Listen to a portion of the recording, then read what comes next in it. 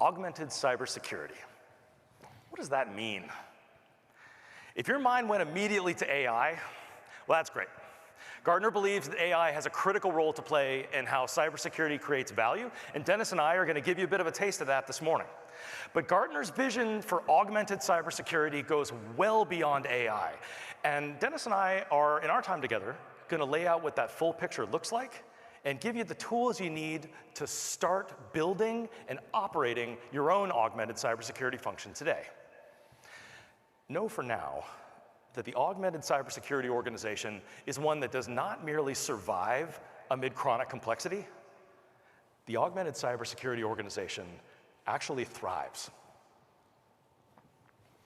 Ever since we plug ourselves into the internet, every organization has faced many determined threat actors.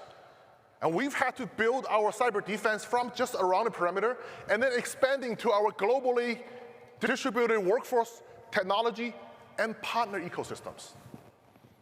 Our environment has always been complex. And it gets more complex by the day. Every time we shrink the attack surface somewhere, it gets bigger again, somewhere else. And this is where we all find ourselves now, defending multiple fronts with very little space between the attackers and the attack surface. And we know how keenly everyone in this room feels this. It is hard simply to survive amid the complicated operating environment that you have to defend. It gets even harder as budget growth starts to level off and as the cybersecurity talent gap continues to expand, both here in North America and all around the world. Now, the data here are just a couple of examples of the talent shortages in North America and Canada and the US, and depending on where you look, you might see numbers that are a little bigger and you might see numbers that are a lot bigger. It doesn't matter, right? The number of cyber talent we need might as well be 1 billion for all we're going to be able to solve it in the near term. Cybersecurity organizations, we are not going to be able to spend or hire our way out of today's challenges to resilience. But I'll humbly propose to you that this is not predominantly the legions of threat actors, the expanding attack surface, or even a chronic shortage of resources that locks us into this state of merely surviving. Rather, what prevents us from thriving amid complexity is the mindset. It's the mindset of zero tolerance for cyber failure that exists both within the cyber function and throughout the organization. And look, zero tolerance has been a critical pillar of cybersecurity for a long time. But I'm here to tell you that it's a liability. And while some of you might say, whoa, hang on a minute, preventative investments, that's like eating healthy and exercising, right? An ounce of prevention is worth a pound of cure. We've always believed this. And to a point, it's true. We should absolutely continue to make investments in prevention, keep the bad actors out, keep the good stuff inside. But that old medical analogy, unfortunately in cyber, it starts to fall short pretty quickly. Because in this environment, we need a lot more ounces of prevention than anyone's ever going to fund us for. We could spend 10 times what we do today on preventative investments, and still our organizations will be massively and painfully exposed. Just in this part of the big blue marble, US and Canada, the average cost of a breach is the largest in the world. In the US, it's double the global average. It's like the worst contest in the world to win. And of course, if that's not bad enough, the volume of successful cyber attacks continues to grow as well. So Dennis and I are going to make the argument that prevention is essential. We must continue to work to earn and preserve battle space between us and the bad actors. But that way lies mere survival. If what we want to do is thrive, and I think that is what we want, then we also need highly mature, sustainable response and recovery capabilities. And when it comes to response and recovery, we are nowhere near where we need to be. Most CISO will tell you that, of course, response and recoveries are critical. In fact, Gartner's cybersecurity control assessment shows that we rank response and recovery higher in importance than protection. But when you shift the view to maturity, response and recovery has the largest gap between its current and desired level of maturity. In a time when incidents and breaches are daily occurrence, we need to close those gaps and get better at response and recovery. Now, we've already stipulated, right, that prevention is important. And obviously, you don't get to have response and recovery unless you have good detection. So Dennis and I will suggest you continue making both of those kinds of investments. And we wouldn't dream of calling the 4,000 of you out for having a zero tolerance for failure mindset. But it is in the water all around us. And it is that zero tolerance for failure mindset wherever it exists, which is why we have this collective underinvestment in response and recovery. And we need to talk about this underinvestment because this is the underinvestment that is driving cybersecurity teams into the ground. 62% of cybersecurity leaders have experienced burnout at least once in the last year. Nearly half have experienced twice. You are all doing heroic work. But you shouldn't have to be heroes. Adrenaline does not scale. For this incredibly complex world where successful cyber attacks are not just possible, but inevitable, we have to discard this zero tolerance for failure mindset to give us some breathing room so that we can start to elevate post-attack response and recovery to equal status as prevention. We need to figure out how to mature these capabilities to make them more sustainable. When we start to invest response and recovery as value creators rather than emergency activity, that is when thriving amid complexity becomes possible. And a state of thriving, sustainably defending organization, that is augmented cybersecurity. We're going to walk through 3 areas where you need to begin investing in response and recovery the same way those augmented cybersecurity organizations do. First, we'll look at building a fault-tolerant organization, shifting our leaders away from the mindset of zero tolerance for failure, and then mature our response and recovery capability. Second, maturing to a minimal effective toolset, reducing the amount of effort that's required to maintain our cyber technology footprint. And third, building a resilient cyber workforce that has strong self-care and mental health support. The net result of augmented cybersecurity is resilience through intention, not adrenaline. Now, to be sure, elevating response and recovery to equal status with prevention is not going to happen in a day. It's going to be a journey.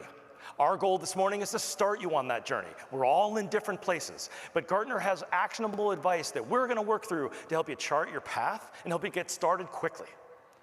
And in the spirit of getting started quickly, let's talk about how we build a cyber fault-tolerant organization. Start with a word directly from the top. This is data from Gartner's 2024 Board of Directors survey, which indicates that most organizations are planning to take more risk, not less. And you know, Dennis, it's a funny thing. Boards and executive leaders know that in pursuit of their goals, they will not only not achieve all of those goals, but sometimes they're going to take actual losses in the pursuit. Retail stores accept a certain amount of loss due to shoplifting, and banks accept a certain amount of fraud. Because stopping these things entirely would be cost prohibitive and making sense unwelcoming for their legitimate customers. Organizations and their leaders have well-developed thresholds and practices around fault tolerance everywhere. Everywhere except for cybersecurity, right? Whenever one of our peers is in the news because of a huge breach, CISOs and their teams always get their direct blast. How do we make sure whatever happened to them does not happen to us? Why such a different stance? On one hand, organizations are totally fine with getting ripped off to the tune of 3% of the revenue as a result of fraud. On the other hand, thinking that any impact from a successful cyber attack is unacceptable. Your organization might have acquired this zero tolerance for failure mindset because of unreasonable expectation of what we in cybersecurity can actually do. They think we're superheroes, and maybe we proudly play along. Who doesn't want to be a hero? So whenever we in cybersecurity gets asked the question, could this happen to us? Our zero tolerance muscle memory kicks in, and we always respond, not on my watch. And that's a major source of burnout, because heroism is exhausting. regardless of where the zero tolerance for failure mindset in your organization came from, this hero mentality, we need to break that. We need to break it now. We need to lead when that question comes in. We need to lead with, yeah, that could happen. And let's have a conversation about what kind of impact we can tolerate, because we can work backward from there to make smart investments. Now, if you're thinking, wow, Chris, that's a great way to get fired, I want you to get past that. Because the volume and the impact of the breaches all around the world doesn't give you the courage to inject a little realism into your business's zero tolerance for cyber failure. I want you to consider something. Across North America, regulators are leaning into a global trend about resetting expectations around cybersecurity. Namely, we don't have to be perfect. What we have to be is transparent. And what we have to be is defensible. Transparent and defensible, those are tailwinds. Regulation is emerging as a tailwind for cybersecurity. And our recommendation to you is to take advantage of that tailwind. Build out and make visible your practices and your procedures for navigating incidents that are, let's be clear, inevitable, given the fact that your enterprise, no matter what they tell you, has a hefty risk appetite. Gartner recommends you start your journey to a fault-tolerance organization in two places, where preventative measures just can't keep up with the expanding attack surface: generative AI and the use of third parties. Let's talk Gen AI first. Given the entire world is inundated with Gen AI hype, Gartner predicts that by 2025, it's going to drive more than 15% of incremental spending to security Gen AI usage. Now, how did you quickly figure out what is happening around the organization so that you can provide response and recovery advice and direct those incremental spending to where it matters the most? Gartner's Impact Rater for generative AI is going to be a wonderful tool for you to use for this purpose. If you haven't seen it before, it tracks Gen AI adoption across 4 categories: the rings or expectations for when a particular manifestation of Gen AI will go mainstream, and the size of the bubble signals the momentum in the market. We think you should be having conversations now about what's happening in the inner 2 circles: the multi-stage and open source LLM, hallucination management, all that good stuff. And obviously, these models, all of them, are juicy targets. From data loss to prompt injection, data poisoning, the vulnerabilities and the potential bad outcomes are everywhere. And nobody knows that better, actually, than Dennis, who's one of Gartner's leading experts on AI threat management. So before I go any further, I'm going to hand things over to him to explain to these nice people how we get out of this mess. Now, I'll be the first to tell you that there are smart preventative controls, such as AI TRISM, that you can and should deploy to protect your AI application. But for such a rapidly evolving technology, it is impossible to prevent all the attacks 100% of the time. Therefore, your ability to adapt, respond, and recover from those inevitable issues become critical to help your business to explore Gen AI successfully. Start to build a playbook like this by asking questions like, if our data is not AI ready, such as low quality or other issues, how much hallucination can we tolerate, especially for a client-facing AI chatbot? And what are the alternatives to this AI application if we have to switch to a different one? How much is it going to cost us if we have to shift to a completely different approach? And the most critical response and recovery question of all: can we pull the plug and recover business operation if something goes horribly wrong?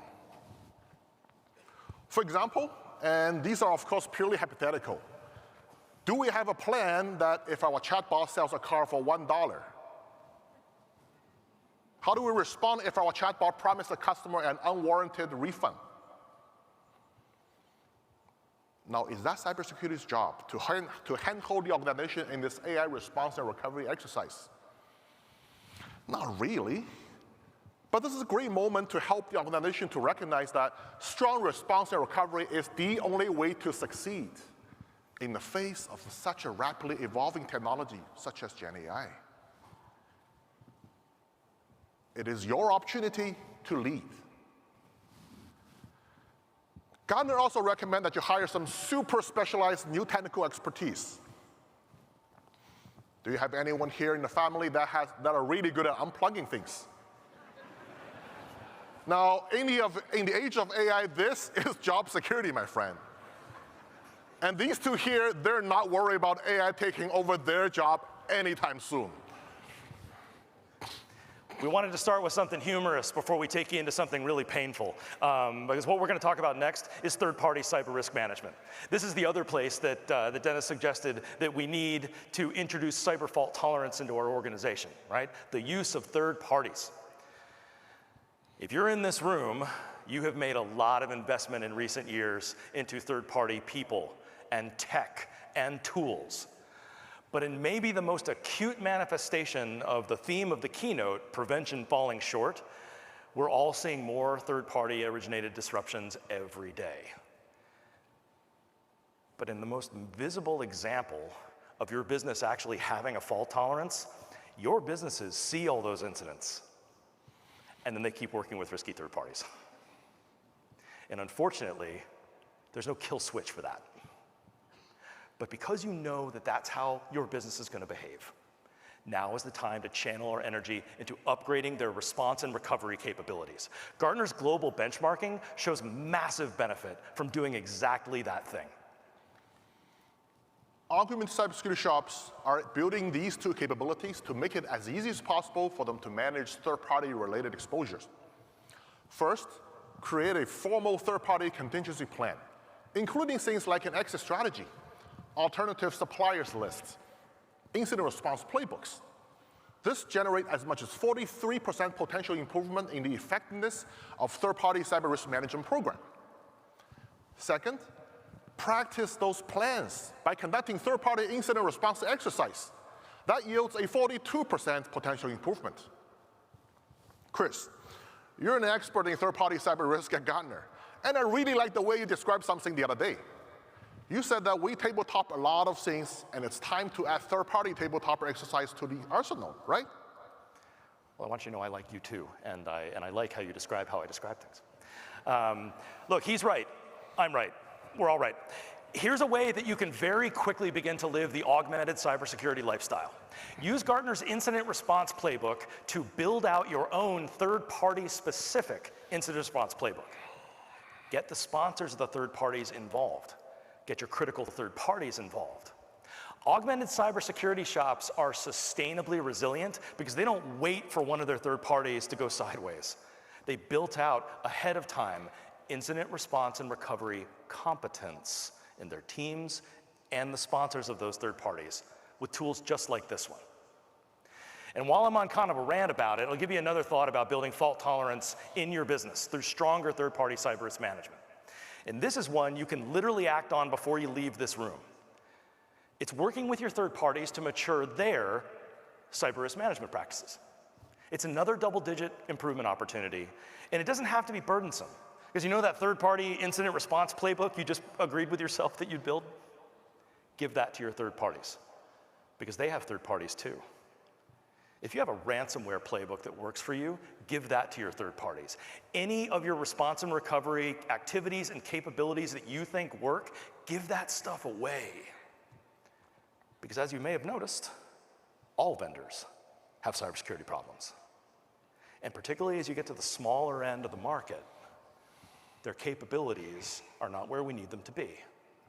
Anything that you can do to improve their capabilities will come back to benefit us as an entire community. And it'll take you about 5 minutes to send that email. We can't permanently shrink the attack surface, right? If our organizations were going to get more conservative in the face of all those breaches, gee whiz, that would have happened by now, yeah? So while there are smart and clear prevention-oriented controls that you can and must continue to invest in, Gartner's recommendation is to behave like the augmented cybersecurity organization, to simultaneously make it safe for the business to take the risk that they need to take by elevating the performance of your response and recovery capabilities. Elevating them not just a little bit, but to equal status with prevention. We recommend taking 3 actions immediately to begin building cyber fault tolerance in your business. Prioritize likely conversations about GenAI use cases using our GenAI Impact Radar. Engage GenAI application owners with that 4 questions playbook that Dennis talked about. and focus the majority of your third-party cyber risk management firepower on business continuity activities. Dennis, let's turn to the second aspect of the augmented cybersecurity organization. Let's talk tools. Absolutely. Given the asymmetry between our limited staffing and then the scale and complexity of the attack surface that we have to manage, streamlined and effective cyber technology is essential. But most of us probably will not describe our own cyber technology portfolio as streamlined. Instead, it might look a bit more like this. Have you ever asked your team how much time they spend managing your tools versus getting value from them? Cyber technology management is a high-effort activity. We maintain old gears past their sell-by date, and we jump quickly to get new tools. Security teams globally have a serious case of gear acquisition syndrome that is driven by our zero tolerance for failure mindset. Gartner's advice, if you want to thrive amid permanent complexity, if you want your technology to be additive to the value that you create, you need to embrace a minimum effective toolset approach, where we as leaders ask the provocative question, what's the fewest number of tools that we need to observe and defend and respond to exploitations of our organization's exposures? If that phrase, by the way, minimum effective tool set, sounds familiar to you, it's because we actually introduced it last year at this very conference. We got tremendous feedback from your peers around it, recognizing that no one in this room has the kind of resources that we can afford to be throwing away on things that don't add value. And if you're looking for ways, if you're looking for places to invest, to source investment, to uplift response and recovery, we think you should be looking at where you may have over-indexed on certain types of tools. Now, of course, it's not as simple as to say, just clean out that attic. If it's that easy, we don't have to gather here. Old gaps in our defense expand, and new gaps get created regularly. So how do we make it safe and don't create more gaps in this pursuit of minimum effective toolset? Well, the first thing to do is to create an inventory of what you already have. One of the best examples of creating an inventory of tools comes from one of our global manufacturing clients. This organization went through an exercise to map all their tools to their controls framework to create a single source of truth for their technology portfolio. It gave them something most of us don't have, which is an objective view of their redundancies and their gaps. Because where you have unhelpful redundancies, those are wonderful candidates for streamlining. And where you have gaps, we have got to be more principled about where we fill them. The CISO at this organization told us that this framework alone created faster and more objective decisions about the next decision in their cybersecurity tool portfolio. She felt that that was a critical way that her organization was able to thrive. Now, this is just a section. This is a very large spreadsheet, okay? Large spreadsheet. But this is a powerful capability because it tells you exactly the type of cluttered attic that you have. And it points the way, as Dennis said, to decluttering without opening yourselves to risk. It opens the way to the minimum effective tool set. And to amplify the effort to pursue minimum effective tool set,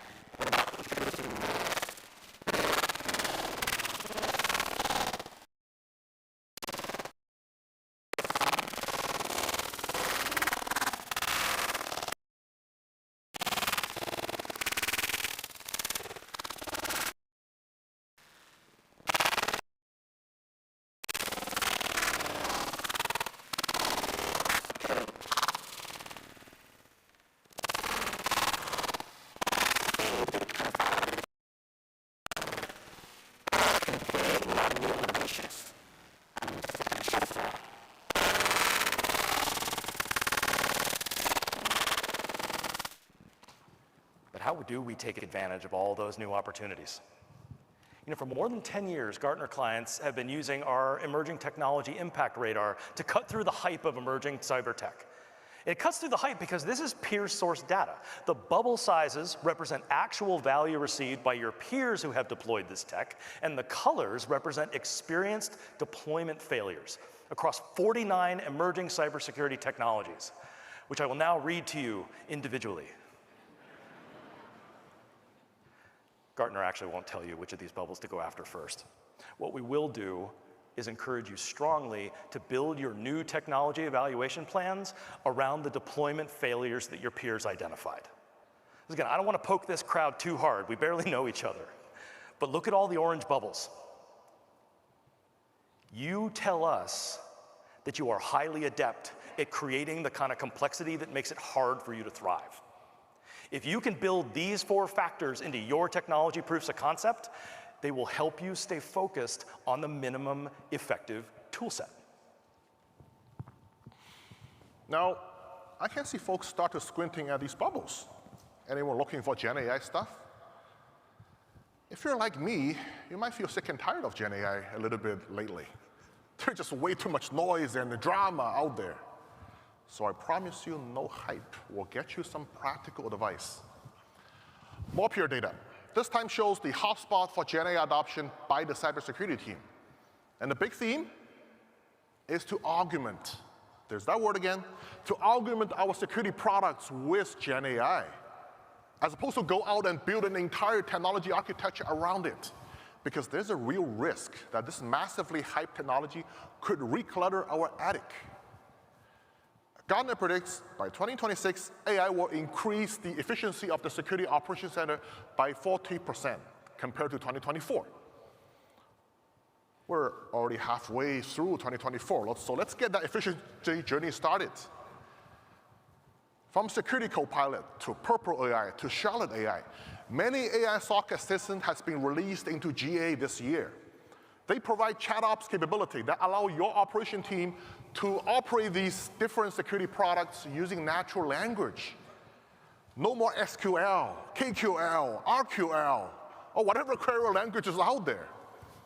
They can also analyze script, summarize security incident, provide guided hunting. The list goes on and on. There's lots of potential improvement here. AI is also helping us with application security testing. Rather than replacing existing testing tools, AI augments them by providing information in a way that's a lot easier for developers and non-security people to understand and take actions. Explainability, risk assessment, and noise reduction, they all help to make sure that the right issue gets prioritized while keeping distraction to a minimum. This prioritization allows us to achieve our security goals more efficiently. One caveat, though, we promise you some practical advice. These AI assistants could get expensive very quickly. So use outcome-driven metrics to demonstrate efficiency gain so that you can justify the additional cost for these AI assistants. So Dennis said the near-term opportunity, Gartner's recommendation to you is to go for the efficiencies. Go for the efficiencies. But even while you're capturing these early efficiency gains, our other recommendation to you is to begin planning for the wave of AI-powered productivity uplift across cybersecurity. And we believe that that's going to come from something called Gen AI augments. And what's an augment? An augment's a Gen AI-based agent. It observes user tasks and workflows. It provides inline support to boost capabilities. Or to step away from the marketing pitch for a minute, it watches you and it prompts you, compared to traditional Gen AI chatbots where you have to prompt it. But imagine having that capability in your workflow, speeding up your decision-making, increasing your throughput. If you remember that structural problem we talked about at the very beginning of we don't have enough humans, Gartner predicts that by 2028, the use of generative AI augments is going to collapse the skill gap, removing the need for specialized education from about half of entry-level cybersecurity staff. And again, Dennis said we'd be practical, we'd be pragmatic. For us in cyber, just like in our business, there are going to be setbacks. There are even going to be failures as we explore generative AI and all the other kinds of AI. But Gartner wants you to be bold here, not just pursuing efficiency, but also looking after the productivity opportunities. Because we need to see if Gen AI can be part of the portfolio of creating some slack in the system, preserving energy that today our humans lose on drudge work, preserving that energy for the more complex problems to come. Here are your to-do items to ensure your technology portfolio helps you become an augmented cybersecurity shop, helps you thrive. Use the objective inventory approach. Map your attic, eliminate redundancy, and close gaps objectively using that capability and the portfolio consolidation tool. Lean on your peers' experience of adoption failures as you adapt new capabilities. And make time to learn how your organization can capitalize on GenAI's ability to deliver near-term SOC and AppSec efficiencies and begin exploring GenAI augments. Now, we've taken you through 2 of the 3 components of augmented cybersecurity. Getting to a minimum effective tool set, building a cyber fault tolerance in your organization, those are going to be critical to creating what I described as slack in the system. Room for your people to breathe. But if what you really want is a thriving cybersecurity function, as leaders, you cannot stop at merely creating room for your people to breathe. You need to be deliberate about investing in your people in such a way that they can capitalize on the breathing room that you've created for them. We talked earlier about resilience through intention. But let's face it, the reality is that most of us still rely heavily on adrenaline. Zero tolerance for failure drives 2 behaviors that lock our people into merely surviving or burning out. The first is heroism, avoiding the bad outcomes at all costs, sometimes including our own health. Remember that colleague who always say, "Not on my watch"? The second behavior is hiding failure, which is lethal to innovation and also a leading cause of burnout. Now, why do people in cybersecurity engage in these 2 behaviors? Because it's that pervasive belief that cybersecurity failure is career limiting, in some cases even criminally prosecutable. Now, it's not Gartner's place to step in the legal realm, so we will not. But what I will say is this. As leaders, we cannot allow this persecution mindset to persist. Because if we do, cybersecurity's conservative culture, that adherence to zero tolerance for failure mindset will deepen, which is going to accelerate that already critical level of burnout and be lethal to the kind of productivity and innovation that we need if we are to thrive amid complexity. Now, it'd be fair if you were asking the question, well, wait a minute, if response and recovery are the most stressful parts of what we do, how is it that elevating response and recovery helps us thrive? Shouldn't we be aiming to do less response and recovery to keep our people from burning out? Well, yes. In a perfect world, we would do less response and recovery. But my friends, there is no world in which we do less response and recovery. Gartner believes that the most important question that you as leaders can be asking yourselves and asking your teams is, how do we sustain our people through the increased volume of response and recovery that they're going to need to support? Well, that's how we're going to bring this session home. There are 3 steps that you can start taking immediately to pivot your shop from resilience through adrenaline to resilience through intention. First thing you need to do, build self-care resources directly into employee workflows. Gartner's HR work shows that participation in a well-being program is associated with a 5% increase in wellness. And that small increase in wellness contributes to massive improvement in employees' intent to stay, their performance, and their engagement. Folks, that's the very definition of thriving.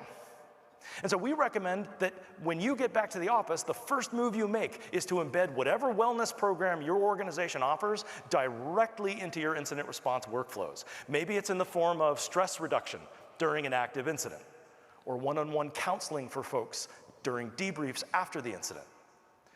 We have got to make it easy to get our people the help that they need. Second thing we need to do is we need to treat resilience as if it is a competency, not something we assume they have because they made the mistake of getting into cyber, but something that don't laugh at that, that's horrible, but something that we actually help people build. We are thrilled to give a huge shout out to CyberMinds, an Australian nonprofit organization who are doing pioneering work to help cybersecurity professionals avoiding burnout. CyberMinds founder Peter Coronis is here this week, and his session is sold out with minutes of registration opening. Knowing how essential it is to make resilience a true competency, we've expanded the capacity of a session that my colleague Rich Scott and Christine Lee are running on mindfulness and avoiding burnout. That's on Wednesday. I highly recommend you registering for that session. And thing 3, we also need to take a hard and uncomfortable look at the degree to which the way we work today is part of the contributor to burnout. I mean, here's a not so fun fact for you. There is no correlation between rewarding hard work and resilience. If resilience is the thing you want, then you need to do different things. Seek employee feedback on bottlenecks. Reduce the process friction they experience. Make your processes more adaptable. You know, there's nothing we can do about the volume of incoming demand. The need for response and recovery, it only goes up from here. But we believe, and your peers have already begun to experience, that tactics like these are going to help your teams thrive, even as the pressure increases. And when teams have those resources in place for them, they will surprise you with boundless creativity. But creativity sometimes means setbacks or failures. So we must also make experimentation and failure safe. How do we do that? Make it safe to acknowledge failure and to learn from those failures. We're going to offer you a metric and a management system to get you on your way. Metric first. You ever travel past a construction site and you see one of those signs with a number, extolling days since last accident? That's called an event-free clock. It's a way of celebrating, keeping everyone focused on a safety culture. This is a very good idea, and it's used in a lot of different industries. And I know many of us in this room have a metric like that for cyber. Days since last incident, yeah? Not necessarily something you put on the board presentation, but it's a mental clock for every cybersecurity leader I've ever worked with. And if that's you, you're gonna hate what I say next. Because the days since last incident metric has a huge problem.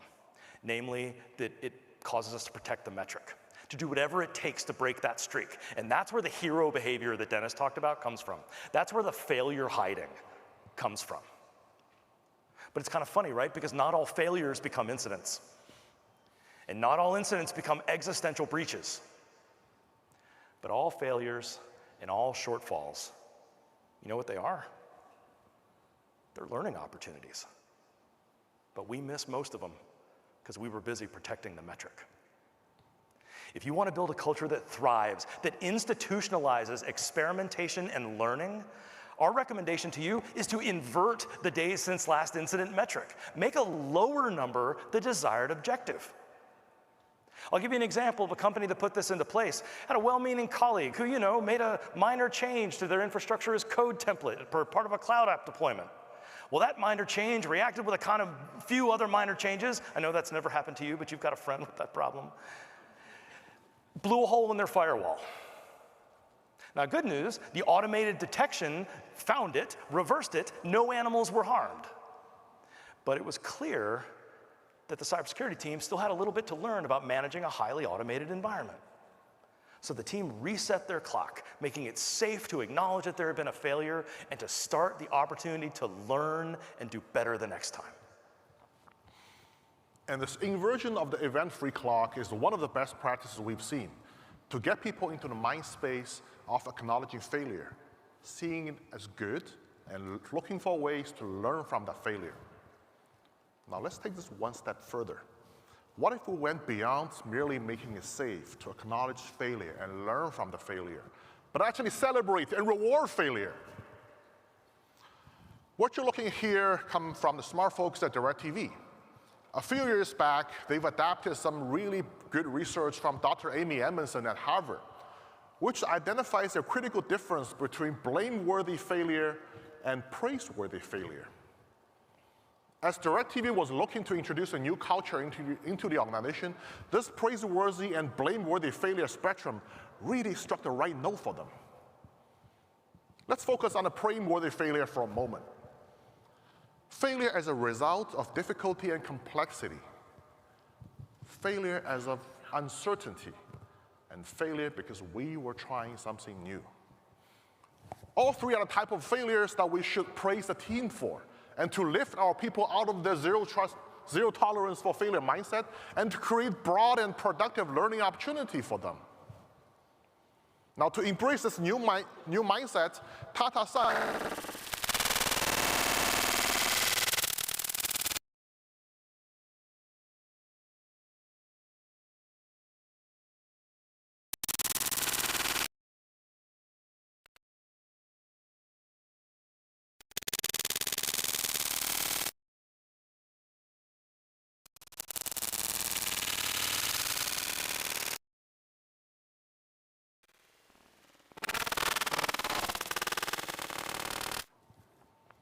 Dark night of the soul. Have you ever buried anything that fall into these categories? Because you were embarrassed, or you were afraid that you might get into trouble. DirecTV's leadership team at the time, they asked themselves that very question. And they had that deeply uncomfortable moment where they thought, holy smokes, if we as the leadership team aren't comfortable admitting our own failures and sharing the learnings with those, how in the world are we going to get anyone in the rest of the team to do it? Well, that enlightened realization led to the program of a very public failure sharing and learning across the IT organization following that praiseworthy failure format. And the IT leadership team led the way. They led the way by answering the questions on this slide and by doing what I'm about to recommend to all of you. Before you leave this conference, I want you to fill out this worksheet and I want you to share it with your team. Bonus points if you record a video of yourself talking through it. Share it to your company or your agency intranet page or your Instagram like Dennis. You know, you do you. We want you to set the example for the culture that supports a resilient workforce. Set the example by praising experimentation, particularly the experimentation that falls short. We are in a club that no one wants to be in. The club of professionals at the highest risk of burnout.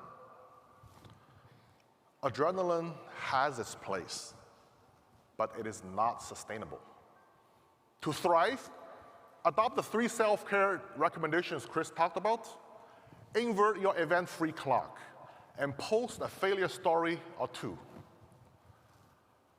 And in the spirit of taking immediate action, do that before you head back to the hotel room or head out to the bar tonight, or after you came back from the bar.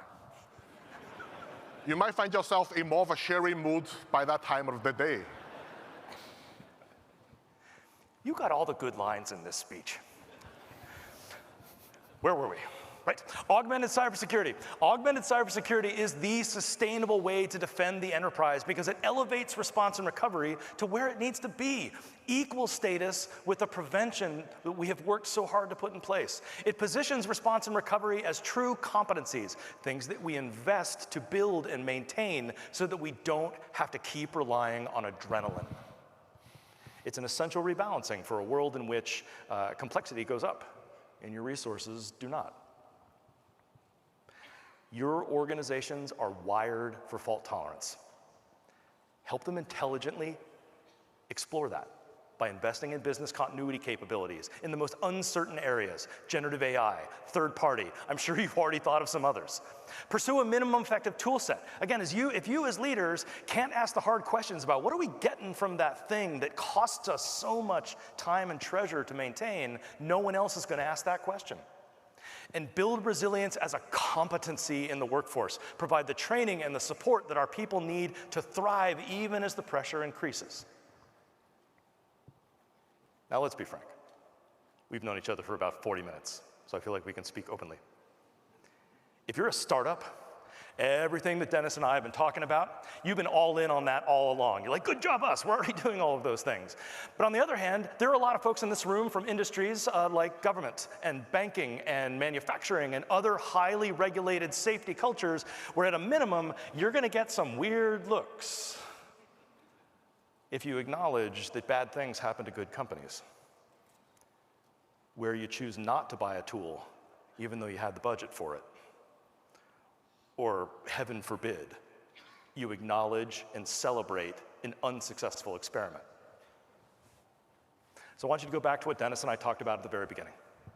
This is going to be a journey. Your mandate as leaders is to start that journey today. And to wrap this session up, I want to tell you that Gartner's ambition is for this summit to be full of new augmentations for you and your teams, and I look forward to you exploring all of those, ways to leave behind adrenaline in favor of resilience through intention. Last thing to do before you leave this room, please use this QR code to download and share around our implementation guidance for augmented cybersecurity with your entire team. Welcome again, everyone. Enjoy the conference and thrive.